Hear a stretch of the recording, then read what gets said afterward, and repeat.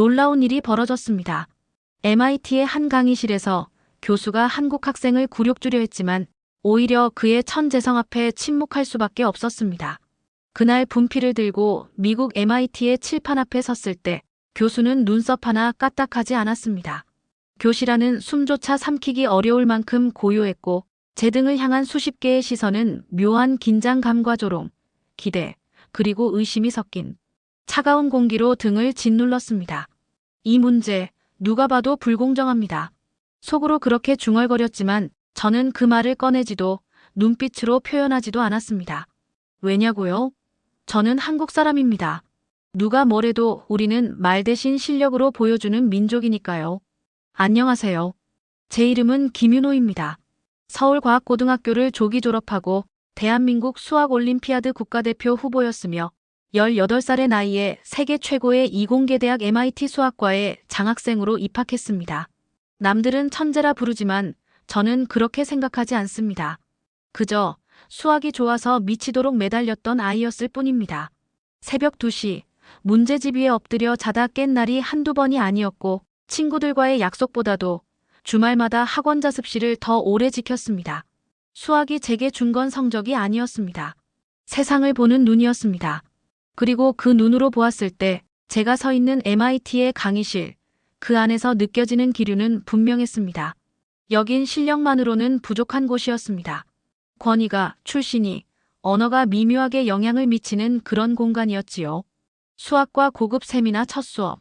교수의 이름은 찰스 맥그리거. 학계에서 이름만 대면 고개를 끄덕이는 20년 이상 학부와 대학원을 오가며 수학의 철학을 설파해온 거물 교수였습니다. 수업 첫날부터 분위기는 얼어붙은 듯 차가웠습니다.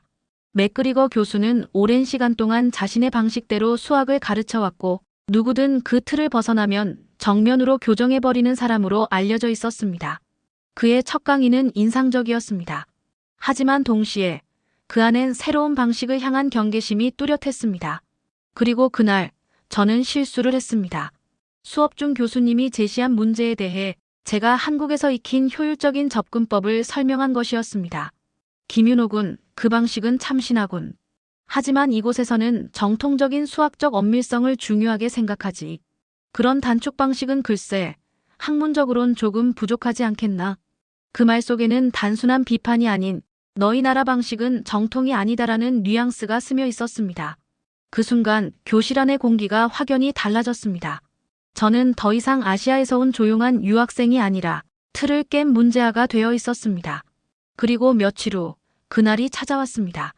윤호 군, 앞으로 나와 이 문제를 한번 풀어보게. 맥그리거 교수는 칠판에 조용히 문제를 적어 내려갔습니다. 공식도 함수도 변환식도 아닌 대학원 수준을 넘는 고차원의 이론 증명 문제였습니다. 학생들 사이에서 작은 웅성임이 일었고 몇몇은 저를 쳐다보며 입을 막았습니다. 이건 시험이 아니다. 망신주기다. 누가 봐도 그렇게 보일 만한 상황이었습니다. 하지만 저는 자리에서 조용히 일어났습니다. 몸 안에서 피가 끓는 듯한 긴장감이 퍼졌고 손끝은 차가웠지만 마음속은 묘하게 차분했습니다. 한국에서 수학을 배운다는 건 단순히 문제를 푸는 것이 아닙니다. 수십 년간 쌓아온 교육 시스템 속에서 기본기를 단단히 익히고 반복 속에서 구조를 파악하는 법을 배우는 것입니다. 저는 분필을 집어들고 칠판 앞에 섰습니다. 그 순간 머릿속에 떠오른 것은 새벽 1시에 혼자 학원 교실에서 풀던 경시대회 문제들, 집에서 늘 아들 도시락을 싸주시던 어머니의 손길, 그리고 윤호야, 실력은 꼭 드러나게 돼 있다고 하시던 아버지의 말씀이었습니다. 그 모든 기억이 제 등 뒤를 밀어주고 있었습니다. 분필이 칠판에 처음 닿는 순간 그 사각하는 소리가 마치 온 교실을 깨우는 신호처럼 울려 퍼졌습니다. 저는 숨을 들이마셨습니다. 천천히, 아주 천천히 첫 번째 식을 적기 시작했습니다. 문제의 핵심은 2차원 복소수 공간에서의 비선형 함수의 극한 수렴 조건. 쉽게 말해 수학적으로도 그다지 쉽게 건드릴 수 없는 고난도 증명 과제였습니다. 하지만 저는 그 구조가 눈에 들어왔습니다. 마치 오래된 건물의 기둥과 벽을 보는 것처럼요. 오랜 시간 익숙해진 감각이었습니다. 한국에서 수없이 반복했던 유형. 경시대회 준비하면서 수십 번, 수백 번 맞닥뜨렸던 문제들과 닮아 있었습니다. 패턴을 분해하고 그 안에서 논리적 흐름을 만들어내는 방식. 한국 수학 교육이 저에게 선물한 무기였습니다. 제 손은 어느새 자연스럽게 움직이고 있었습니다. 첫 줄, 두 줄 구조를 나누고 조건을 배치하고 함수의 성질을 하나씩 파헤치며 그 관계를 정리해 나갔습니다. 주변이 점점 조용해졌습니다. 처음엔 킥킥대던 웃음소리도 숨죽인 수군거림도 사라졌습니다. 이젠 아무도 말하지 않았습니다. 모두가 칠판에 집중하고 있었습니다. 그리고 교수님도 어느 순간 팔짱을 풀고 제 손놀림을 유심히 바라보고 계셨습니다. 시간이 얼마나 흘렀을까요? 분필 한 자루가 달아가고 마지막 줄에 단단한 결론을 적었습니다. 저는 고개를 들어 교수님의 시선을 마주했습니다. 말없이 분필을 내려놓고 뒤로 물러났습니다. 그 순간 모든 것이 멈춘 것처럼 느껴졌습니다. 저 자신조차 이게 정말 끝인가 싶을 정도로. 교실 안은 여전히 침묵이었습니다. 교수님은 칠판을 한 줄 따라가며 제 풀이를 읽어 내려갔습니다. 그의 손끝이 아주 잠깐 멈췄습니다. 그 순간이 저에겐 한 학기보다 길게 느껴졌습니다. 그러다 교수님은 아주 짧게 고개를 끄덕였습니다. 표정 하나 바뀌지 않았고 입도 열지 않으셨지만 그 한 번의 끄덕임은 제게 말보다 더 큰 의미였습니다. 그날 수업은 그렇게 끝났습니다. 교수님은 아무 말 없이 강의실을 나가셨고 학생들도 하나둘 조용히 자리를 떴습니다. 저는 혼자 남아 아직 지워지지 않은 칠판을 바라보았습니다. 하얗게 그려진 수식들, 그리고 그 아래 작게 남겨진 제 이름, 김윤호. 하지만 저는 알고 있었습니다. 이건 끝이 아니란 걸. 맥그리거 교수님은 쉽게 인정하지 않는 분이셨습니다. 그리고 며칠 뒤 제게 또 다른 시험이 주어졌습니다.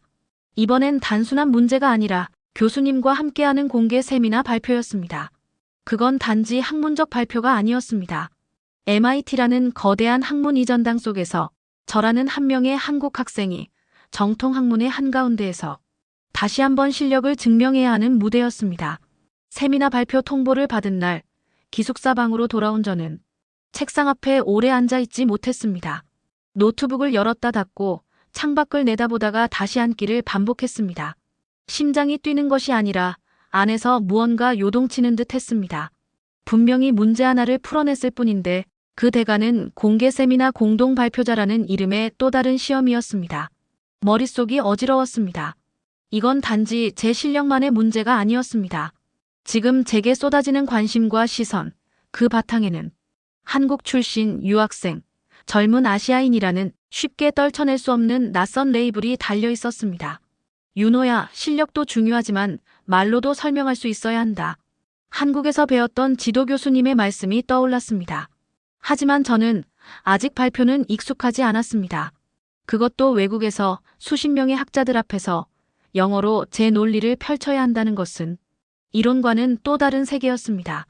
다음 날부터 저는 스스로를 훈련병이라 여기고 도서관과 연구실, 교수님과의 미팅을 반복했습니다. 맥그리거 교수님은 여전히 무표정한 얼굴로 말했습니다. 김군, 이번 발표의 주제는 다변수 함수의 위상적 연속성과 미분 가능성 사이의 경계선에 대한 탐구일세. 자네가 제시한 한국식 풀이도 일부 포함시키지. 다만 감정이나 철학적 미사여구는 배제하게. 그 말에서 느껴졌습니다. 여전히 저를 받아들이지 않으셨다는 것을요. 다만 이번엔 공개적인 방식으로 판단하시겠다는 거였습니다. 그 판단의 무게는 감히 말하건대 대한민국이라는 이름, 그리고 그 교육이 쌓아온 시간들이 모두 그 자리에 함께 있는 것 같았습니다. 밤마다 책상에 앉아 발표 원고를 써 내려갔습니다.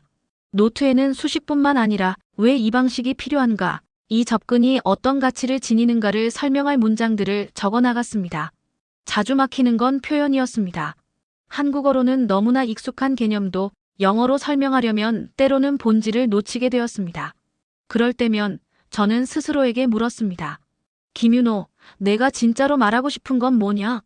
그 질문에 답하면서 저는 점점 단어가 아닌 논리의 구조로 설명하는 법을 익혀갔습니다.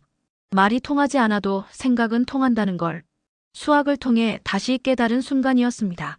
발표를 앞둔 전날 교수님과 마지막 리허설을 진행했습니다. 세미나실엔 조교 둘이 자리를 잡고 앉아 있었고 조용한 가운데 저와 교수님이 번갈아 서서 설명을 이어갔습니다.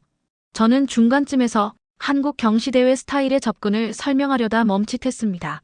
이걸 말해도 될까? 이건 분명 교수님이 달가워하지 않을 방식인데. 잠깐의 침묵, 그리고 조심스럽게 입을 열었습니다. 교수님, 이 부분은 제가 한국에서 배운 방식으로 풀어도 되겠습니까? 수학적으로는 동일한 결과이지만 훨씬 직관적인 흐름을 보일 수 있습니다. 교수님은 말없이 저를 바라보았습니다. 그 침묵이 마치 채점의 순간처럼 느껴졌습니다. 그럼 한번 해보게.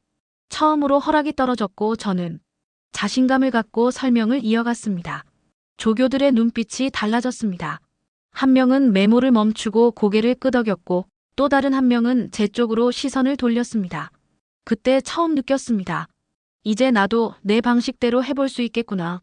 발표 당일, 저는 검은 양복을 입고 MIT 수학과 세미나실 앞에 섰습니다. 문을 열기 전 가방 안에 고이 넣어둔 사진 한 장을 꺼내 잠시 바라봤습니다. 어머니와 함께 찍은 졸업식 사진. 그날 어머니가 제게 말씀하셨습니다. 윤호야, 내가 가진 그 머리는 너만의 것이 아니란다. 그건 우리가 함께 만든 것이고 이제 세상에 보여줄 차례야. 그 말씀처럼 이제 제게 주어진 시간은 단지 저 자신을 증명하는 자리가 아닌 대한민국 수학교육의 위상을 보여주는 순간이었습니다.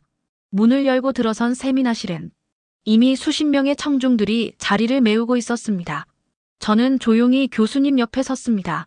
심호흡을 한번 하고 마이크를 들었습니다. 그리고 발표를 시작했습니다. 제가 무대 위에 섰을 때 세미나실 안은 이미 사람들로 가득 차 있었습니다. 중년의 교수들, 대학원 연구원들, 그리고 다른 학과에서 찾아온 학생들까지 의자마다 사람의 온기가 가득했고 공기마저 무거워 보였습니다. 제 옆에는 맥그리거 교수님이 서 계셨습니다. 언제나처럼 정갈한 양복 차림, 손에는 흰색 분필 대신 레이저 포인터가 들려 있었고 표정은 변함없이 단단했습니다. 마치 저를 여전히 검증되지 않은 존재로 대하고 계신 듯한 느낌이 들었습니다.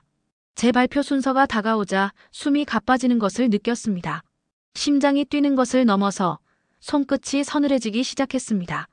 이건 단순한 학문 발표가 아니다. 이건 나라는 사람의 신뢰와 한국이라는 나라의 이름을 건 무대다. 그렇게 스스로 되뇌이며 마이크를 손에 쥐었습니다. 안녕하십니까? 저는 김윤호입니다. 이번 발표에서는 다변수 복소 함수의 위상적 연속성과 국소 미분 가능성 사이의 구조적 관계를 한국식 수학교육에서 배운 논리 접근 방식과 함께 설명드리겠습니다. 제 목소리는 처음엔 조금 떨렸습니다. 하지만 몇 문장이 지나자 평소 익숙한 설명 흐름을 따라가기 시작했고 복잡한 정의와 구조, 수식들의 흐름 속에서 저는 점점 제 자리를 찾아갔습니다. 그리고 마침내 한국식 풀이를 소개하는 부분에 도달했습니다. 그것은 MIT 수학과에서는 흔히 사용되지 않는 방식이었습니다. 문제를 직관적으로 재해석하고 전체 틀을 단순화시키는 구조 중심 접근이었지요. 이 방식은 고등학교 시절부터 반복 훈련된 학습 과정에서 자연스럽게 익힌 방법입니다. 이것이 정통 수학 이론과 충돌하지 않으면서도 보다 직관적이고 명쾌한 해석을 가능케 한다는 점에서 저는 이 접근이 글로벌 수학 교육에 새로운 시사점을 줄 수 있다고 생각합니다. 제가 그렇게 설명을 마치자마자 한 중년의 외국인 교수가 손을 들었습니다. 당신이 방금 설명한 방식은 지나치게 구조적 단순화에 치우쳐 있는 것 같군요. 이건 전통적인 위상 연속성 개념과 근본적으로 충돌할 가능성이 있지 않소? 그 질문은 단순한 지적이 아니었습니다. 정확히 말하면 이 학생이 하는 설명은 학문적으로 불완전하다는 의심이었습니다. 강의실이 조용해졌습니다. 누군가 숨을 삼키는 소리가 들릴 정도로 긴장감이 맴돌았습니다. 하지만 저는 그 교수님의 눈을 똑바로 바라보며 고개를 끄덕였습니다. 네, 좋은 질문 감사합니다. 그리고 마이크를 다시 들었습니다. 제가 설명드린 방식은 기존의 정통 정의와 논리적으로 동일한 결과를 도출합니다. 다만 교육의 관점에서 출발한 이 방식은 문제를 처음 접한 학습자들에게도 이해 가능한 형태로 재구성된 중간 구조 프레임입니다. 말을 이어가며 저는 칠판을 가리켰습니다. 여기 보시면 기존 방식과 제 방식이 같은 결론으로 수렴하는 과정이 각각 어떤 수학적 원리로 이어지는지를 볼 수 있습니다. 정통 이론을 깎아내리는 것이 아니라 그 가치를 보다 넓게 확장해 보려는 시도라고 말씀드리고 싶습니다. 그 설명이 끝났을 때 그 교수는 잠시 말을 잇지 못했습니다. 그리고 조용히 고개를 끄덕였습니다. 흥미롭군요. 정말 흥미로운 시도입니다. 그 순간 저를 향한 분위기가 달라지기 시작했습니다. 왼쪽에 앉은 백발의 교수님이 메모를 멈추고 저를 보며 미소를 지었고 뒤쪽에 있던 두 학생이 서로 속삭이다가 고개를 끄덕였습니다. 그리고 이어진 몇몇 질문에도 저는 제 논리와 언어로 조심스럽게 하지만 단단하게 답했습니다. 발표가 끝났을 때 박수가 터져 나왔습니다. 그 소리는 처음에는 작았지만 점점 넓게 퍼져나갔습니다. 누군가는 진심 어린 칭찬이었을 것이고 누군가는 놀라움에서 나오는 박수였을 것입니다. 하지만 분명한 것은 그 박수 속에 인정이 담겨 있었다는 점입니다. 그날 세미나가 끝난 후 맥그리거 교수님은 조용히 제게 다가오셨습니다. 그분은 제 눈을 바라보며 짧게 말씀하셨습니다. 김윤호 군, 오늘 발표 내가 틀렸던 것 같군. 그 말씀은 마치 겨울 끝자락에 내리는 첫 봄비처럼 제 마음을 조용히 적셨습니다. 그리고 방으로 돌아와 가방에서 조심스럽게 꺼낸 작은 종이 태극기를 책상 옆에 세워놓으며 저는 생각했습니다. 오늘 나는 혼자가 아니었다. 이건 내 이야기가 아니라 한국 수학교육 전체가 쌓아온 힘의 결과다. 이제 저는 더 이상 위축되지 않았습니다. 누구와도 어깨를 나란히 하고 제 방식으로 말할 수 있는 사람이 되었으니까요. 세미나 발표가 끝난 지 일주일쯤 지나자 저는 MIT 안에서 예전과는 전혀 다른 시선을 받기 시작했습니다. 강의실 앞에서 누군가가 먼저 제게 윤호 하고 반갑게 인사를 건네고 카페테리아에서 줄을 서고 있을 때도 옆자리 학생이 조용히 다가와 그때 발표 정말 인상 깊었어라고 말하곤 했습니다. 하지만 무엇보다도 제 마음을 바꿔놓은 변화는 바로 맥그리거 교수님의 태도였습니다. 그분은 더 이상 저를 어린 학생으로 보지 않고 진정한 학문적 동료로 대해주셨습니다. 수업 중간 복잡한 문제를 설명하시던 도중에도 종종 이 부분은 김 군이 좀 더 잘 설명할 수 있을 겁니다라고 강단 위에서 제게 마이크를 넘기셨습니다. 그건 단순한 역할 분담이 아니었습니다. 한 사람의 신념이 무너지고 다른 문화의 깊이를 인정하는 순간이었습니다. 어느 날 교수님께서 제게 조용히 말씀하셨습니다. 김군, 다음 학기 수학연구회 부회장 자리를 맡아보게. 그분의 목소리는 평소처럼 담백했지만 저는 그 말 속에 담긴 무게를 느낄 수 있었습니다. 그 자리는 단순한 역할이 아니었습니다. 수학을 사랑하는 사람들이 모여 서로의 생각을 나누는 공간, 그리고 서로 다른 교육 배경을 가진 이들이 지식 앞에서 하나 되는 자리의 중심이었기 때문입니다. 제가 과연 그 자리에 어울릴까요? 저는 조심스럽게 여쭈었습니다. 충분히 자격이 있네. 그리고 자네가 갖고 있는 시각은 여기에 꼭 필요한 관점이야. 그분은 그렇게 말하며 고개를 끄덕였습니다. 그날 저녁 저는 기숙사로 돌아와 가장 먼저 부모님께 영상통화를 드렸습니다. 화면 너머로 어머니의 얼굴이 환히 밝아졌고 아버지는 눈을 가늘게 뜨며 물으셨습니다. 그 교수님이 너를 부회장으로? 네, 아버지 아직도 잘 믿기지가 않아요. 잠시 정적이 흐른 뒤 어머니가 말씀하셨습니다. 윤호야, 이건 내가 해낸 게 아니야. 우리 모두가 함께 해낸 거야. 그 수많은 밤들, 포기하지 않았던 날들, 그리고 내가 늘 말없이 이겨내온 순간들이 오늘을 만든 거란다. 그 말씀을 듣는 순간 눈시울이 시큰해졌습니다. 말은 안 했지만 저도 알고 있었습니다. 제가 이 자리에 올 수 있었던 건 제가 똑똑해서가 아니라 한국이라는 나라의 교육과 그 안에서 저를 믿어준 어른들과 친구들, 가족의 힘이 있었기 때문이라는 것을요. 그 후 저는 수학연구회 부회장으로서 다양한 세미나를 기획하게 되었습니다. 그리고 처음으로 주최한 세미나의 주제는 바로 한국식 수학교육의 논리와 직관의 균형이었습니다. 이 자리에선 제가 한국에서 사용했던 문제집, 서울과학고 시절 공부했던 개념들, 그리고 학원에서 배운 직관적 풀이법까지 모두 공유했습니다. 미국 학생들은 놀라움을 감추지 못했습니다. 이렇게 푸는 건 처음 봐요. 이건 진짜 이해가 쉽게 되는 방식이에요. 한국 교육이 진짜 대단하네요. 그 말들을 들을 때마다 가슴속 깊은 곳에서 무언가가 따뜻하게 올라왔습니다. 나는 지금 한국을 소개하고 있는 것이다. 나는 내 방식으로 조국을 알리고 있다. 그 순간부터 저는 더 이상 외국에 나온 유학생이 아니었습니다. 저는 지식으로 문화를 잇는 사람, 그리고 두세 개를 연결하는 다리가 되어가고 있었습니다. 한 학기가 마무리될 무렵 연구의 마지막 행사에서 저는 짧은 발표를 했습니다. 제가 처음 MIT에 왔을 때 정말 많은 벽이 있다고 느꼈습니다. 언어의 벽, 문화의 벽, 교육의 벽. 하지만 오늘 여러분과 함께하며 저는 그 벽들이 지식과 이해, 그리고 존중이라는 다리 위에서 천천히 허물어질 수 있다는 것을 배웠습니다. 그 말을 마쳤을 때 누군가 조용히 박수를 치기 시작했고 곧이어 전원이 함께 박수를 쳐주셨습니다. 그 박수는 제게 주는 칭찬이 아니라 한국이라는 나라 그리고 그 교육 시스템이 가진 힘에 대한 존경이었습니다. 그리고 지금도 제 책상 옆에는 입학할 때 아버지가 제게 건네주신 작은 종이 태극기가 놓여 있습니다. 그 태극기를 볼 때마다 저는 다짐합니다. 내 이름은 김윤호. 대한민국이 키운 수학자입니다. 그리고 이제 저는 압니다. 진정한 국가는 그 국민의 실력으로 세상에 증명되는 것임을. 오늘의 이야기는 여기까지입니다. 김윤호처럼 조용히 그러나 단단하게 대한민국의 이름을 알리고 있는 수많은 젊은이들에게 따뜻한 응원을 전해주시길 바랍니다. 좋아요, 구독, 그리고 댓글로 응원 부탁드립니다. 따뜻한 봄 햇살처럼 언제나 건강하시고 행복 가득한 날들이 이어지시길 바랍니다. 시청해주셔서 감사합니다.